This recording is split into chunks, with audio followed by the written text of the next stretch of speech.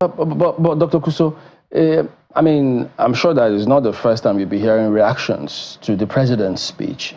So within the party, is it that they're all on the same page saying, look, irrespective of what people think, the party still thinks, or you, for instance, now, since you're here with us, that the speech for you is still good enough? To me, the speech is good enough. Because if you look at the majority of those agitating for end bad governance are youths. So you have to address them to tell them his plans for them and what he has done to them so far. Majority of the youths used in this protest are uninformed youths. Why do I say they are uninformed? Mr. President have given enough funds to the state government, to the state governors. It is expected that the governors will also empower the local government chairman. That's why you have 3 tiers of government. The grassroots are the ones feeling the hits of this hardship, you are saying. But now that we have that Supreme Court decision about the local governments, they're not supposed to interfere with the local governments. So that's... Has it been implemented yet? Mr. Kuso, they've given time... you've used the phrase here today. Yeah. You said you that were used. What do you mean by that? They were the ones protesting. You see, underage youths. Yes, used by who? But used by the people that organize the protest. This is a faceless protest leaders. We don't know who are the leaders. Did you see actual... We understand the looting and we saw a lot of hoodlums and things like that happening. But did you see regular Nigerians protesting as well? Most of these people you see, they are using they are not Nigerians. Listen. You can't say Most that. of them are not Nigerians. Listen, did you see in any way from day one, did you see actual Nigerians protesting? Most of us, they are youths. And most of them, as I said, they are not Nigerians. A good loving and rightful Nigerian will not destroy the nation. We said, you know, that's the trick I keep hearing a lot of people make. You try to lump actual protesters with looters. That's not the case, is it? The first day you saw. Are there people who are genuine protesters and then they are looters? Can you acknowledge that at least? Initially, we thought they were genuine protesters.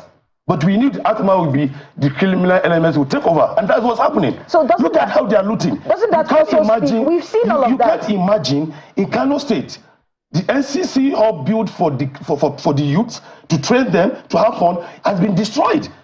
Which of the good loving citizens will destroy things like that? Some people who you can see someone sitting on top of a traffic light breaking it for what? Some people who criticize this train of thought that you're going with state categorically, and I want you to answer this, that the idea that a protest can be hijacked doesn't mean that people should not protest. It sounds lazy on the part of government if they keep saying, because looters can come and hijack a protest, people shouldn't come out to protest. Do you think that maybe some evolving has to happen in the way protests are managed in Nigeria so that people can exercise their right to protest and then the looters and hoodlums will not be allowed to hijack it? Do you think this is something government can do? It's going to happen. And that's why I'm saying when they have leaders, the leaders should come up. If you listen to Mr. President's speech, he says he's open for dialogue. So we feel the best way to get this done is through dialogue. The leaders will have seek for Mr. President's attention to sit down and tell him, okay, this is what we want.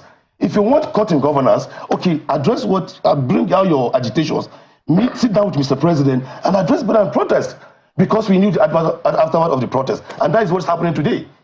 Look at Kaduna yesterday, protesters turning on holding Russian flags.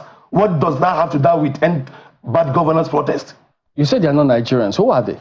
They are boys from the neighboring countries. They are coming in. Look at it in Nigeria. In Nigeria, people at the age of between 18 to 30 are the majority.